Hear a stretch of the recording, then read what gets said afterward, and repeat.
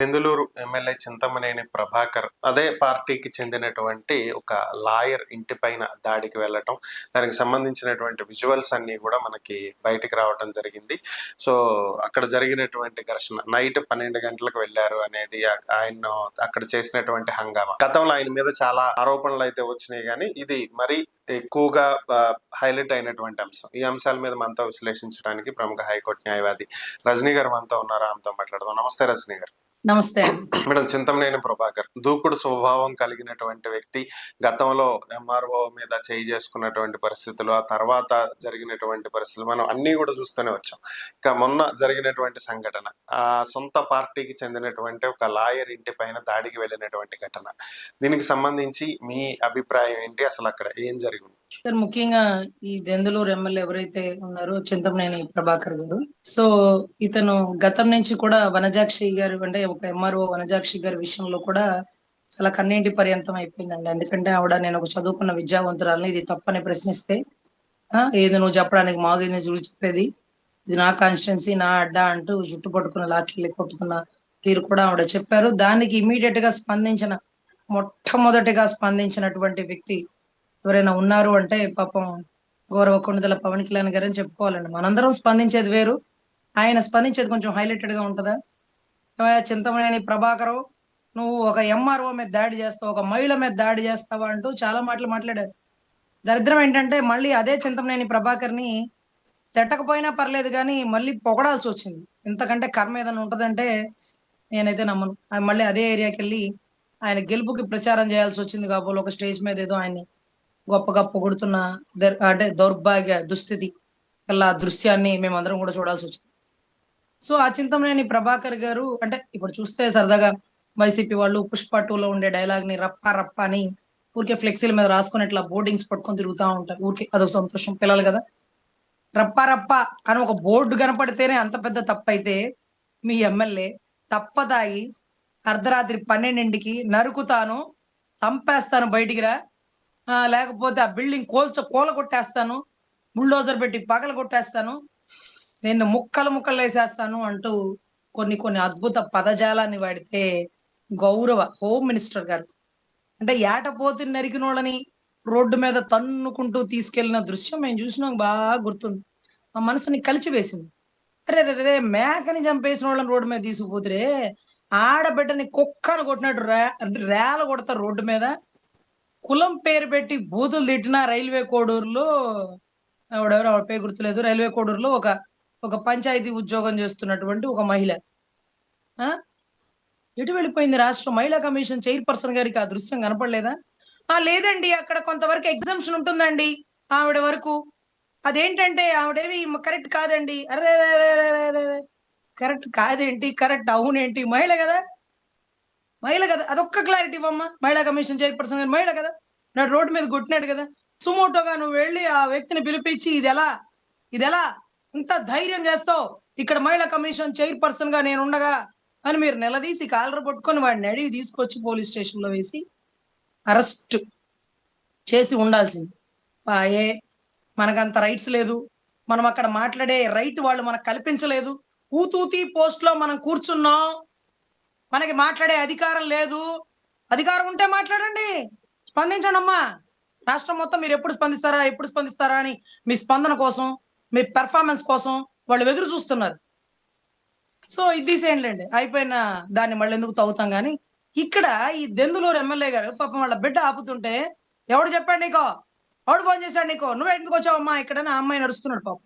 అమ్మాయికి ఎవడు చెప్పాడు పాపం. ఆ దౌర్భాగ్యం యూనిఫామ్ వేసుకున్న పోలీసు వాడే చెప్పుంటాడు. వాడు వీడని మాట్లాడుతుండే సార్ ఆగండి సార్ అంటే పోలీసు వాళ్ళని కూడా ఇలా నెట్టేసినారు, న్యూసెన్స్ చేసినారు. అంటే మీకు అక్కడ తెలియదు కాబట్టి నేను చెప్తున్నా. విధుల్లో ఉండే పోలీస్ అధికారిని పక్కకు నెట్టి ఆయన విధులను చేసుకోనికుండా ఆటంకపరుస్తున్నటువంటి గౌరవ వ్యక్తి చింతమనేని ప్రభాకర్ గారికి నాన్ బెయిలబుల్ కేసులో అరెస్ట్ చేయాల్సినటువంటి దృక్పథం నెలకొని ఉంది. మరి ఏం ఎగ్జామ్షన్ ఇచ్చినారో గౌరవ హోమ్ మినిస్టర్ గారు, డీజీపీ గారు మాకైతే తెలియదు. అదే మాదిరిగా అతన్ని చంపుతాను అంటూ నడి రోడ్డు మీద సవాలు విసురుతున్నారు. నీ బిల్డింగ్ పడగొట్టిచ్చేస్తానంటారు. ఎలా అబ్బా?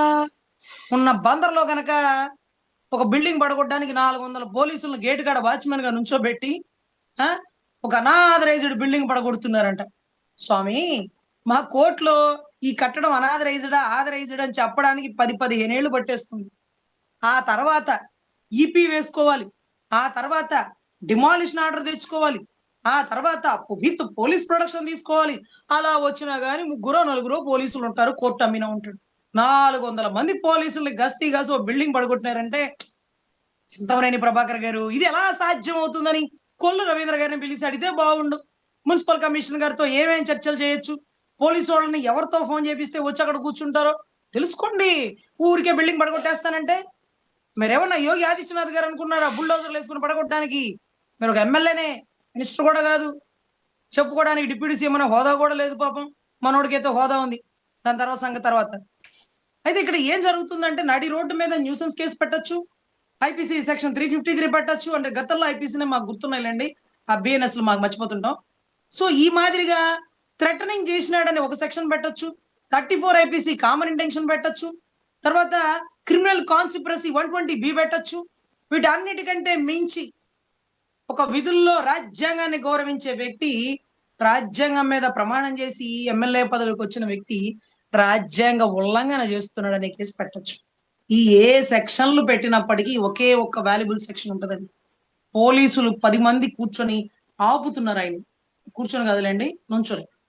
కూర్చొని అంటే మళ్ళీ మా పవన్ కళ్యాణ్ గారి ర్యాలీలో మిమ్మల్ని కూర్చోబెట్టి మిమ్మల్ని అక్కడ కూర్చోబెట్టి అని 10 సార్లు వాడడం వల్ల అవి కూడా మాకు విని విని విని మాకు వచ్చేసేలాగా ఉన్నాయి. పోలీసులు నుంచోబెట్టి ఆయన విధులకి ఆటంకపరుస్తున్నటువంటి గౌరవ చింతమనేని ప్రభాకర్ గారికి ఐపీసీ సెక్షన్ 353 అప్లికబుల్. మరి ఇవాళ ఏమన్నా కడతారా? మీరు ఎవరైనా వైసీపీ వాళ్ళు ఎవరైనా ఉంటే ఆ సెక్షన్ అప్లికబుల్ అవుతుంది కదా, అతని మీద ఆ సెక్షన్ ఎందుకు కట్టలేదు అని గట్టిగా బయటికి ఎవరన్నా వచ్చి అడుగుతారా? లేకపోతే ఎక్కడన్నా పోలీస్ స్టేషన్ లో కంప్లైంట్ ఇచ్చి అతని మీద ఆ సెక్షన్ కట్టండి, పోలీసులు విధులకు ఆటంకపరుస్తున్నాడని మీరు అడుగుతారా?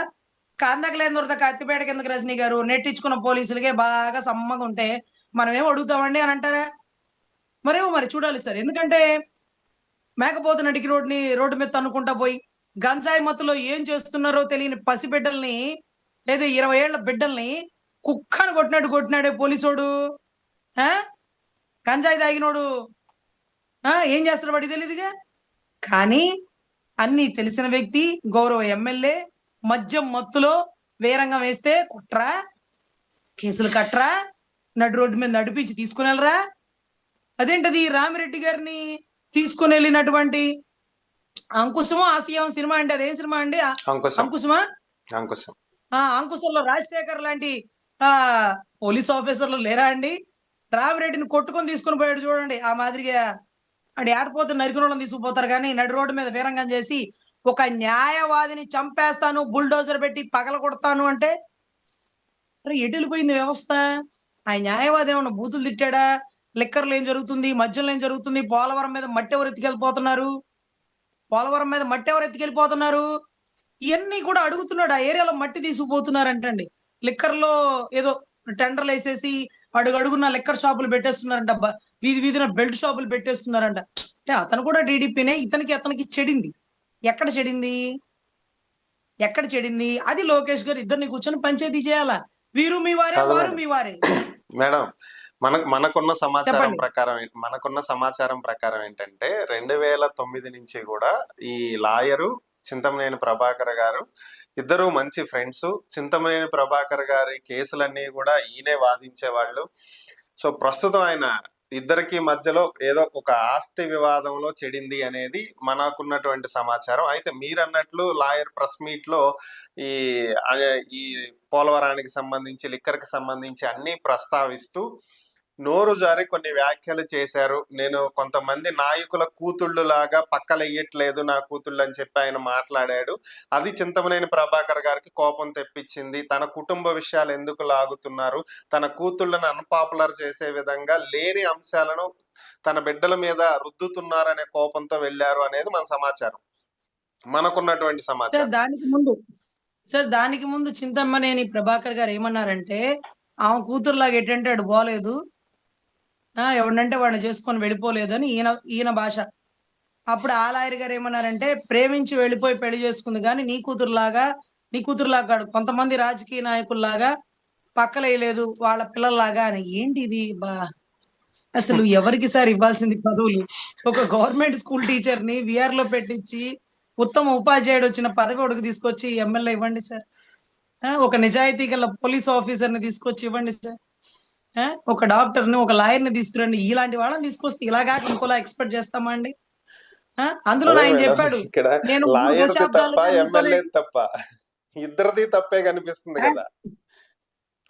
సార్ ఇద్దరిది తప్పు కనిపించే దానికంటే, మన డ్రైవర్‌కి, తర్వాత మన ఇంట్లో పనిచేసే వాళ్ళకి, మనతో పాటు కొన్నాళ్ళు ట్రావెల్ అయ్యే వాళ్ళకి, మన మంచి చెడు మొత్తం తెలుసు సార్.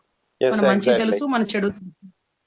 ఈరోజు లాయర్ గారు ఓపెన్ ఛాలెంజ్ చేస్తున్నారు. నేను నోరు విప్పితే నీ 3 దశాబ్దాల బతుకు అదేది 3 సార్లు ఎమ్మెల్యేగా అయ్యాడేమో 3, 4 సార్లు ఎమ్మెల్యే బతుకు మొత్తం బయటకు తీస్తాను అంటున్నారు. దానివల్ల ఎవరికి చెడ్డ పేరొస్తుందంటే టీడీపీ పార్టీకి. ఇలాంటి వాడిని పెంచి పోషిస్తుందంటే ఇతను ఇలాంటి వాడని లాయర్‌కి తెలిసినప్పుడు టికెట్ ఇచ్చేవాడికి తెలీదా అండి? ఎందుకు అతని తెలీదు? క్వాలిఫికేషన్ ఏంటో? సో, ఇట్లా ఇవి ఎంత దూరం వెళ్ళిపోతుందంటే సార్, అప్పుడు అందుకే నాకు అతనెవరు ఆమ్ ఆద్మీ పార్టీ పెట్టాడు చూడండి.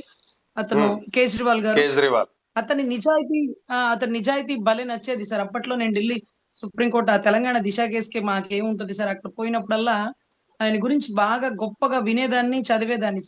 అలాంటి ఆయన్ని కూడా లిక్కర్ స్కామ్‌లో ఇరికిస్తే ఆయన భయపడి బీజేపీతో టై అప్ అయిపోలేదండి. గట్టిగా నిలబడి పోరాడి ఆ స్కాముల్లోంచి, స్కీముల్లోంచి అతనికేం సంబంధం లేదని బయటికి తెచ్చుకొని, అతని కేస్‌ని అతనే వాదించుకునే అవకాశాన్ని కల్పించుకొని, ఆ ఎదురుగా ఉన్న జడ్జి ఇతను కరెక్ట్ కాదు, ఇతను నాకు సరిగ్గా జడ్జిమెంట్ ఇవ్వడని జడ్జిలను కూడా మార్చి, కరెక్ట్ జడ్జిని కూర్చోబెట్టి ఆర్గ్యుమెంట్ చెప్పినారు. సరే ఈరోజు ఒక నిజాయితీ గల వ్యక్తికి భగవంతుడు పరీక్షలు పెడతాడు.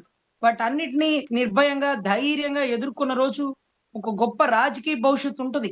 ఎదుర్కోలేక ఏదో పార్టీకి లొంగిపోయి ఎవరో ఒకళ్ళ కాళ్ళు పట్టుకొని ఎవరో ఒకళ్ళకి ఊడిగం చేస్తానంటే మన బతుకులు మొత్తం గేట్ కాడ వాచ్‌మెన్ బతుకులే అవుతాయి. కొన్ని కష్టాలు, కొన్ని ఇబ్బందులు, కొన్ని సమస్యలను దాటుకొని నిలబడి తలబడితే గజనీ మహమ్మద్ లాగా చెప్పుకోవడానికి ఒక చరిత్రలో ఉంటాం. ఒకసారి కొట్టగానే పడిపోతే శిల్పం అవ్వలేదండి. ఏదంటే మెట్టు తొక్కడానికి వాడే మెట్టుగా వాడతారు తప్ప శిల్పంగా మారలేదు. సో, ఇక్కడ ఇలాంటి వ్యక్తులని రాజకీయంలో పెట్టి ఎమ్మెల్యేలుగా చేస్తే వీళ్ళ నుంచి గొప్పగా నీతి వాక్యాలు, లేకపోతే సుమతి శతకాలు మనం ఏమైనా వినగలుగుతామా? ఇలాంటి దుర్భాషలే. ఇలాంటి, ఇలాంటి భావజాలం గల వాళ్ళని వీళ్ళ నుంచి ఇప్పుడు అర్ధరాత్రి 12కి కేస్ కట్టారా? కట్టకూడదు. హోమ్ మినిస్టర్ ఏమైనా మాట్లాడిందా? మాట్లాడకూడదు. లేకపోతే లాయర్ గారు కేసేసి ఉంటారుగా నా మీదకి ఇలా వచ్చేసాడు. పోలీసులు ఆపినా ఆగట్లేదని. మరి దాని మీద ఏమైనా చర్య తీసుకున్నారా? ఆయన లాయర్ కాబట్టి ప్రైవేట్ కంప్లెయింట్ ఇస్తాడా? సరే ఇక్కడ అతను మంచోడు, వీళ్ళు మంచోడు, వీళ్ళిద్దరు గొప్పోళ్ళు అని నేను చెప్పను గానీ సార్, ఎవరు తప్పో నాకు తెలీదు కానీ, ఇలాంటి వ్యక్తుల్ని పెంచి పోషిస్తున్న పార్టీ తప్పు సార్. వీళ్ళిద్దరిని తప్పనన్ను. చిన్న పిల్లలు అలాగే చేస్తుంటారు. క్లాస్‌లో పిల్లలు కొట్టుకుంటారు, పిల్లలు తిట్టుకుంటారు. మనం ఎవరిని అడుగుతాం పిల్లలనా? క్లాస్ టీచర్‌నేగా అడిగేది. ఏంటమ్మా పిల్లలు అంటే, అదేంటండి పిల్లలు చేస్తే పిల్లల్ని అడగరా? పిల్లల్ని ఎందుకు అడుగుతారండి? మీరు పిల్లల్ని సెటరేట్ చేయాలా? ఒక తప్పు చేస్తున్న పిల్లోడిని ఆ పార్టీ అదే క్లాస్ రూమ్‌లో పెడితే మిగతా వాళ్ళందరూ మారిపోతున్నారు. వాళ్ళ మనసు కూడా డైవర్ట్ అయిపోతుంది. వాడు ఎనకాల కూర్చొని సిగరెట్లు తాగుతున్నాడు లాస్ట్ బెంచ్‌లో. వాడి వల్ల క్లాస్ డిస్టర్బ్ అవుతుంది. వాడిని తన్ని బయటికి పంపించాలని పోయి వాడిని పెంచి పోషిస్తుంటే వాళ్ళలాగా మిగతా పిల్లలు పాడైపోరా? స్కూల్ టీచర్‌ని దబాయించే వ్యవస్థ ఎలా అయితే ఉంటుందో, అదే మాదిరిగా ఇలాంటి వ్యక్తుల్ని పెంచి పోషిస్తే, ఆ పార్టీలను కూడా ఇలాగే మాట్లాడతారు. లింగమనేని రమేష్ గారికి రాజ్యసభ ఇచ్చినప్పుడు పవన్ కళ్యాణ్ గారి గురించి ఇలాగే మాట్లాడతారు.